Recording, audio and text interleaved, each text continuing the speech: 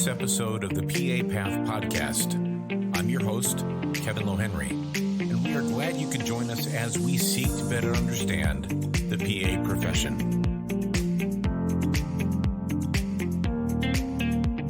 Well, hello and happy holidays to all of you, and welcome to the 25th episode of Season 1. This is our second to last episode of this year, and next week, Steph and I will reflect on the first season and share some insights for Season 2.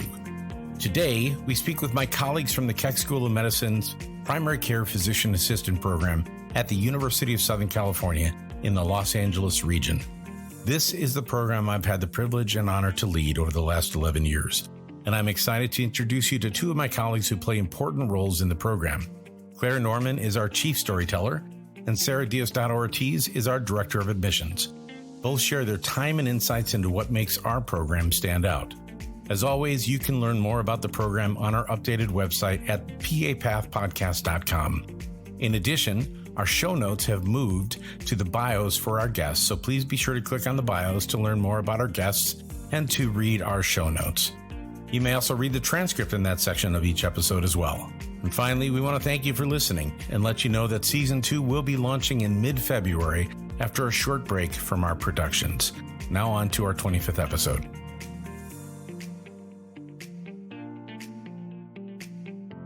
Well, thank you both for joining us today. I'm really excited to highlight our PA program. We have been remiss in not highlighting USC, but there are so many other programs out there that we wanted to highlight, and I knew that we could end this podcast season with highlighting our school. And let's start first by talking a little bit about your own paths to becoming a part of this PA program. So, Claire, you have a unique role in the program. Not every program has the fortune of having a communication specialist involved in the program. How did you end up coming out of journalism school with Northwestern and choosing to work with a PA program? By a lot of weird twists and turns of fate. My mom is an NP and my grandma was a nurse. I have a lot of healthcare in my own family and never wanted to work in healthcare after watching them. But when I graduated, I moved back to Los Angeles and was looking for the right opportunity. And I came for my interview at the PA program and instantly was enchanted by in the Trojan family, which feels a little funny to say now because I never grew up with USC as part of the Trojan family, but truly feel it every day I'm on campus. And that really attracted me to this position. The other part that really attracted me to this position was the option to kind of create from scratch and really tell stories that were not being told. So talk to students and faculty and our community partners and find out why they chose this path on their own and recognize them for that. So that's been kind of what kept me here and inspired this entire time. So you're kind of the chief storyteller for the program. Yeah, I love that title. That's really the fun part is I'm not just going out and seeing things happen in real life and reporting back on it. The stories are out there. They're just not always being told. Yeah. Any stories that really stand out for you in the past that are kind of your favorites? I really love the alumni. I think to see how much the PA profession has changed since they were even in school or how much impact they've made to the profession. So maybe one of my favorite is our alumni, Dawn Fishback. And she had an incredible story where she was diagnosed with a brain tumor while she was in PA school.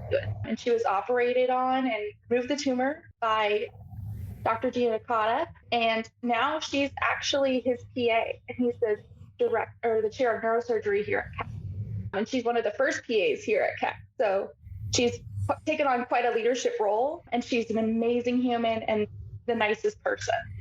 And he is a huge fan of the PA profession because of her. So that's always nice when our alums go out and win over people and they become huge advocates for us as well. Yeah, that's just one of the many examples of alumni and preceptors and student stories that I have the privilege to tell. All right, we're going to circle back and talk about some more. But for now, Sara, how about you? How did you end up becoming the Director of Admissions? And what has led you to choose this path? First, thank you so much for inviting us to speak on this episode and giving us the opportunity to give some insight into our program today. I have been with the program for a little over 10 years. And around that time, I had just graduated with my undergrad at Cal State Fullerton in psychology. I was really looking for an opportunity to mentor and counsel students. And so I decided to try my chance at higher education and landed into a role here at the PA program as a receptionist, specific to admissions. And over the years, I continued to climb the ladder as an admissions counselor, senior counselor, and then was given the opportunity to become the director of admissions. And I have been in this role for almost 3 years. But what I really love about my job is having the ability to counsel applicants, see them matriculate into the program, graduate, and then see them explore their passion. And knowing that I was a piece of that puzzle for an applicant is truly gratifying. And it inspires me to continue to innovate and develop opportunities for our prospective applicants. And we talk about the ripple effect sometimes with applicants and how important that is to all of us that come to work. So what you're describing is kind of the impact you have from the first moment you start counseling an applicant who may be 2, 3, 4 years away from applying to the point where they get in the program. Then you get to see them as part of their program experience. We're a 33-month-long program, so you certainly get to know them quite well as they volunteer for admissions activities over the course of those 3 years. And then you see them again as they come back as volunteers for admissions days as alums. So you get a chance to see the work that they're doing in the community after they leave. Yes, it is definitely full circle. As a first-gen student, it was difficult for me to navigate higher education. I didn't have any support. My parents didn't go to college. So being able to provide services to others and to have our admissions team give that personal touch to every applicant that is interested is really what I want for all of us to continue to do. So I love the ability to counsel prospective applicants, give them some tips to strengthen their application. But what is most rewarding being in this role or even as a counselor is the thank yous that I get around graduation time. Knowing that I helped someone reach their career goal and I made an impact is truly rewarding, and it continues to make us to want to innovate and connect with our applicants in a more personal way.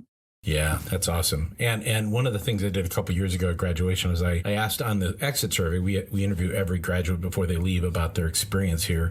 I asked them how long it was from the moment they chose to become a PA to the moment they graduated, just to get a sense of how much time is it taking them.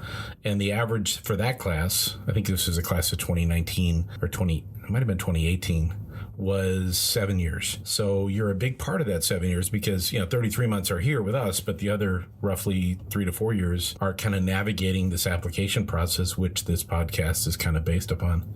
Yes, I am thankful for this podcast because it gives applicants insight into all PA programs. When our admissions team counsels applicants, we hope to see those students matriculate into the program one day. But I also know that many go to different programs, and that's okay. I think our main focus is giving applicants the ability to decide which program is fitted best for them and giving them the resources that they may need along the way. So, Sarah, what are the aspects of our program that come up the most when applicants call to ask about prereqs or to ask about what makes our program stand apart? So a lot of applicants will want to know if GPA is the sole factor of getting into our program. And the answer is no. And so we really want to know your why. Why is it personal to you? Why does the mission connect with you? And what lived experiences have you come across throughout your journey? And so if you haven't lived it, what experiences brought you here? We want to know, how did you get to want to be a PA or to apply to our program? And so we look for community involvement and those that want to serve others.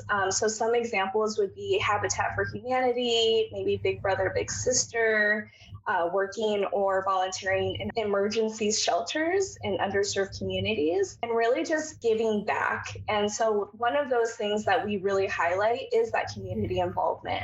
It's not just about maybe you were in a sorority or a fraternity and you're attending meetings and stuff, which is great. You're maybe developing some leadership experiences and opportunities, but we really want to see you working in the community or you volunteering in the community. And so that is one of the things that we look for. And then of course, we also look for science GPA, overall GPA, Our minimum prerequisite is going to be a 3.0 for our science this upcoming year, and then also a 3.0 for our overall GPA. And so while we see some 4.0 applicants that are coming into the program or that are applying to our program, it's not solely based off of the GPA.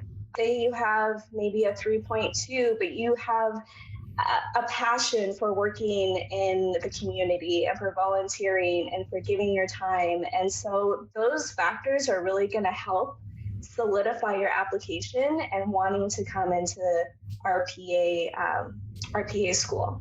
In addition, we also look for clinical experiences. So those are both hands-on patient care and volunteer opportunities that you have. And so all of these different things, in addition to your personal statements, which is the way you'll be able to connect your why, in addition to your letters of recommendation. So those people who are going to be writing you references, they're going to have the opportunity to speak on your behalf. And so everything in your application that is given to you and that we're going to be viewing on our end is really going to show who you are as an individual or as a person and how you got to be here. So passion for our mission. You talked about passion and community service as one of that. How do you differentiate somebody who's really passionate about our mission and about that kind of level of service? What does their application look like when you can tell they've really, really walked the walk when it comes to our mission? Yeah, so a lot of the times we will see longevity. Maybe within high school, they were volunteering at emergency shelters, or maybe they were tutoring in underserved communities, and it continued. It continued throughout their entire undergrad experience and on to even after undergrad. And so we look for the longevity. We look for someone who is really involved in their community, and yeah.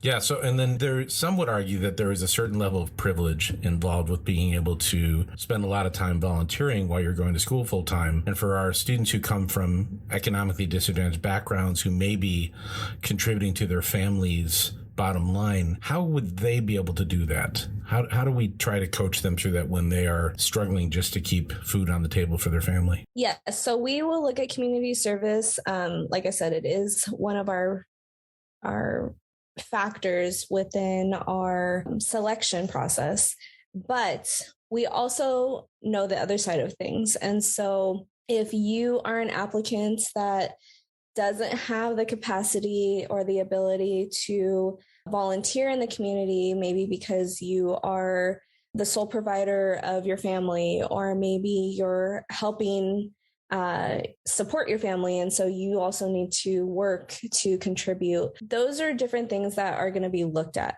But the thing is you would need to share. So if you share it in your application, then we would be able to look at it and say, okay, well, this is the reason why maybe this applicant couldn't volunteer for 500 hours or whatever amount of hours, because they had to go to school full time and they had to work, and there was no additional time to be able to utilize it to help and volunteer. And so the selections committee would look at it. Our co-chairs for admissions would look at that when selecting on who would be coming in to interview and stuff. So all of that is really taken into consideration. We don't want a cookie cutter student or someone that checks all those categories that the program is looking for. So we want someone to come in that has different life experiences and that they can add value to the classroom setting and the PA profession. So whether you're a first-gen student navigating your way in graduate education, a career changer, or even someone that has a passion to serve the medically underserved communities, this would be a great program. Thank you. So Claire, as a chief storyteller, you're trying to paint a picture of the program for somebody in the application process. What are the things that you like to highlight about the program? Very similar to Sara. It's a lot of the mission. I think we have 4 pillars that we live by here at the program: leadership, diversity, service, and quality education. So in my role, I always try to prove that we're not just saying it, we're doing. So the stories out there that support those pillars, or maybe multiple of those pillars. so thinking about some of the things that we have in the program, the other day I was thinking about our pipeline program, and that doesn't just support one of those pillars. It really supports all of those pillars in some effect. And so it's a great place for storytelling and to show prospective applicants that what they're coming here is really the mission, and we're really doing it, not just putting it on the fancy brochure that they pick up at a grad. One of the things about the program that I've always really appreciated is our success in terms of recruiting students that qualify for the National Health Service Corps Scholarship Program. And I wonder if you could talk about your own perspectives of that and how that has kind of played out over the years. Yes, so we love NHSC. So since 2011, we have had 55 scholarships. And 14 were awarded this year, which in the 10 years that I've been here was the largest amount of students that were able to receive this scholarship. So it was really exciting. And so students apply usually during their first year or coming in before they matriculate into the program. And then they would be given notification during that fall semester as to whether or not they received that scholarship. Yeah. I mean, our program is definitely one of the more expensive ones across the nation, but that's 14 students have a full ride plus a monthly stipend plus all of their legitimate expenses for the program are covered as well. So that is a nice deal. And then in return, they pay that back through working in a medically underserved community in primary care for 2 to 3 years, depending on how many years they receive the scholarship. That seems like a pretty good deal when we are a program that prepares people to do primary care in medically underserved communities. Exactly. Yeah. Super cool. Okay. And you also are a co-investigator this past couple of years for the Scholarship for Disadvantaged Students from the Health Resources and Services Administration. So can you talk about that scholarship and what that has meant for our students as well? Yeah, so our program was awarded a $3.25 million grant in 2020, and this was to help support scholarship for disadvantaged students. So this was actually a continuation of a previous grant, but the ultimate goal was to help continue to grow diversity in the PA profession and help students enter the medical profession with less debt. So for the past 2 years, we have been able to award 20 scholarships to 15 of our first year matriculated students, and then 5 to our third year students who are wanting to go into primary care. And this would help reduce the cost of tuition by half of 1 year of their education. That is fantastic. So that's been a very popular part of our program as well for applicants. Yeah, and what was really nice this year was to actually see the SDS Scholarship in addition to NHSC Scholarship recipients for our first year students, which almost equated to half of our incoming class getting a scholarship award. So, to have almost our 60 matriculated students coming in with a decrease in their cost of tuition, I think has been really helpful to them. So as two members of our team that are kind of focused on supporting the educational process for students and also amplifying or highlighting that process, what are your observations about the program in terms of the faculty and the curriculum? Anything you can share that would help applicants understand what's expected here once they get here? And either of you can take this first if you want. I mean, I can talk about some of the creative things we get to do. So I'm involved directly, so I'll say that at the top, but through our BSc course, our students do more than just learn basics of medicine, but get to kind of practice it in a community health and public health lens. And I think that's a really exciting way to kind of show off what you've learned in other classes and pull it all together in a practical sense. So there's a couple different projects that we get to work with students in this area. We start off the first semester, we do a generations one where you get a makeup patient from a different generation, and you create a medium to teach them something about their care through that lens. And that's a really fun way to see students kind of create really interesting videos or flyers, be a little more creative with the things that they've learned in class.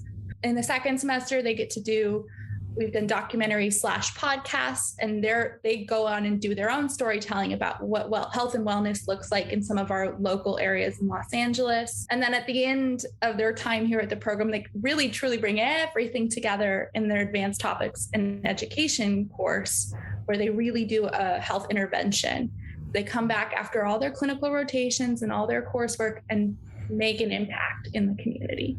So I think that is something really unique about our program where students, you can plow through grad school. You can go to a shorter program, a less costly program, maybe in a different place that's not as expensive to live in. But I think what makes it unique is you really have this whole experience in being here and get more time to really fine tune yourself as a PA in the clinical world, as a leader once you leave, and having the tools to really advocate for patients in the community. So it sounds like you would advocate to the students who enter the program to try to take advantage of every one of those opportunities. Yeah, I went to a grad program that was very quick. It was a year. That was the idea. It's like, do it quickly and graduate. And I know the pressure of taking longer time and the cost of that. And I think since you have this longer time, really take advantage of that. I think it's exciting when you graduate. Like, I do the job board as well. There are opportunities out there for PAs, especially once they graduate from our program in LA. But I think what will make you a really outstanding candidate and have a very successful career is to kind of try and find all the different ways you can do advocacy beyond the clinic. Yeah, there are many stories of alums who've come back and said to me, I really didn't understand why we were doing these things, this documentary, this community-based assessment, needs assessment, but I was able to use that language in my job interviews, and it totally locked me in because they understood that I get more than just being a provider, but I get the role of community in health and in health outcomes, which I think is really special, given that we're not really a public health program, but that is our nod to the importance of public health. And I think that's thanks to a lot of our faculty. Several of our faculty have MPHs and are very passionate about that side of healthcare and have done it in their own clinical practice. Yeah. Another tip to why we have outstanding faculty. Yeah. Now, so one of the other pillars that we have is focused on diversity, equity, and inclusion. So how well does the program do in that light? I really enjoy working for a program that is really diverse, not only with staff and faculty, but also for students as well. Just being able to learn more about their culture and just enhancing the student experience.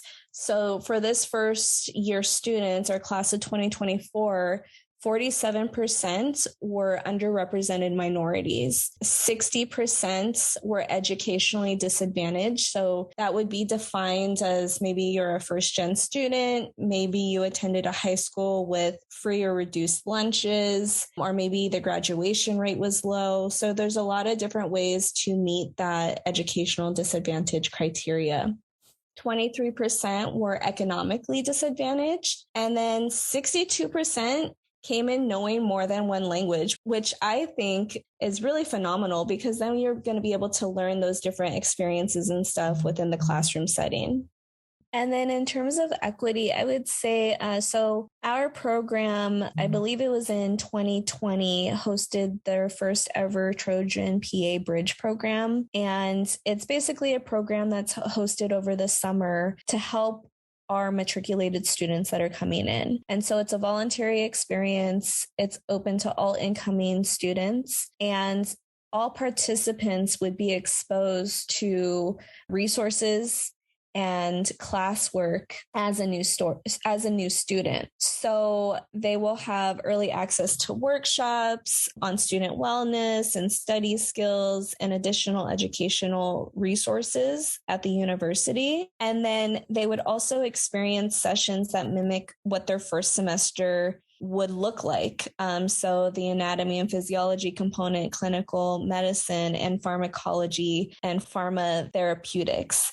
And so during that first half, they would be given resources and lectures, and then they would be taking assessments. So they would be tested on what they learned during that time. And what this ultimately will help with is that once you get your assessments complete, then they will give you a score. And then from that score, based off of the percentage that you may have received, would either determine whether or not you would go into phase 2. And so phase 2 would be maybe for those that didn't pass the threshold of that exam. And so they would meet with maybe an advisor from the faculty side, and then they would be given continued resources. So basically it's to help them get all the resources that they need in order to be able to have a successful, first semester of the program, or, get some help before the program even starts. And then in terms of students that are not able to attend, all of the sessions are recorded, and then they're also sent out. So even though you can attend because maybe you're working over the summer before you come in, all of it is still provided to you so you could have those resources even before you start coming into the program. Claire, from your perspective, because you're in the classroom as a faculty member, in your role as chief storyteller, you teach a lot in the program with our colleagues on the faculty. What's your observation about how diversity impacts the classroom experience? Diversity, equity, and inclusion. I mean, I consider myself kind of a lifelong learner, and I have had some really incredible experiences being taught by our students, and I really enjoy it. And I'm really glad to have it. They come from all types of backgrounds and have had all types of experiences, and they've taught me to be better, and they've taught each other to be better. And, even in these creative projects that I mentioned before, we get someone who's previously worked in a media environment and come and they rock the documentary, and they do an incredible job. I think I tell them at the beginning, I'm like, no one's going to get an Oscar. And then sometimes I watch them back and I'm just so full of joy because they've impressed me beyond my expectation. We have, even if they haven't come from the media background, they are really creative and come up with some incredible end products. So these documentaries and podcasts, some would argue, listening perhaps, that seems a little bit far off of the beaten path for PA education. So what's the correlation between that and what they're learning as clinicians? I'm no Corinne Feldman, but she has pointed out that there are PA standards that align with this project specifically. We look at social determinants of health, and this is one way for us to really know what that's like. So this used to be a 40-page paper that got written and stuck in a desk. And now it is a much more creative team project where we do a film or listening at the end, and everyone gets to learn about all the different communities. But I think it also teaches us the process of learning about a community by actually talking to people. I know that in LA, we have some sort of infamous areas that have been portrayed a certain way in movies or in other media. And when our students go to these places, they are amazed by the sense of community and the available resources. And they learn a lot about how people are so impressed by that. They feel proud of their community. They love their community. They feel safe in what we would not normally think is a safe community. That reminds me of an alumni we have that works at South Central Family Health Center, who was seeing a lot of patients that she was recommending they exercise. And when really investigating that and talking to people, found that there wasn't really a safe place for them to do that. And so she ended up creating her own exercise class after hours at South Central Family Health Center. And I think that's the kind of innovation we really want to see in our students. They really think about the patient, that they're the center of their care and their own wellness, and they don't just tell them what to do. That's a great example of person-centered care. I love that. So essentially this needs assessment that they do as part of their course, either through the documentaries that we had prior to the pandemic or the podcast during the pandemic, just to keep everybody a little bit safer, essentially exposes them to the things like food deserts, where they go into grocery stores and they see exactly what are offered in the grocery stores in those communities that these students generally are not normally a part of. And in some instances, the ability for fresh fruits and vegetables, it's just not financially possible given the costs. And in fact, when they walk in the store, I remember one of the videos talked about how these high sugar fruit drinks were right up in front and were dirt cheap. And so it's no wonder that families who come from economically disadvantaged backgrounds struggle with health related to choices. They have to make some really difficult choices. Yeah, I think we teach medical Spanish, but we also teach cultural competence and understanding of that things might be a little different in certain communities. And we need to be mindful of that. Claire, one of the things that the program has taken great pride in is we have several faculty who have been recognized by national organizations for their success in teaching with a digital classroom, which came in really handy during the pandemic, but that wasn't the premise of it initially. It was really about focusing on how to use iPads and note-taking and active learning in the classroom. And these faculty have actually taught this to other PA faculty around the country over the years. Can you talk a little bit more about what that integrative learning has meant for our students? Yeah, the classrooms have changed since even I was in school. We are, students are thrown so much information. Here, we compare it to the fire hose analogy of like, it just comes rushing at you right away. And we want to set our students up to be successful. We want to make sure that they really achieve what they need to do when they're here so that they go out and serve the communities we want them to work with. And part of what we've done is made that easier by giving them the right digital tools, and not just giving them the tools, but training them how to use the tools. So we work with, there's 3 faculty and myself on our committee, and we do summer workshops with our students to give them a couple apps and digital tools that will help them see success in the classroom.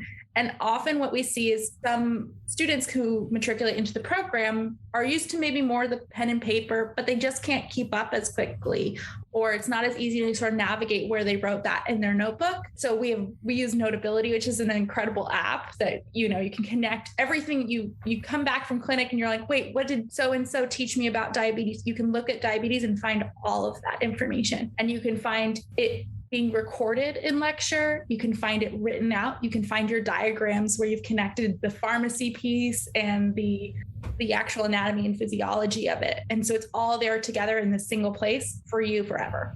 And that's just the tip of the iceberg when it comes to digital tools. We've reconstructed our classroom spaces too, so that they're more collaborative. They're not sitting in that traditional like row by row, which we still kind of have some of that, but we're trying to break up some of the habits that might have formed in undergrad or in high school that are no longer serving you at this level of education.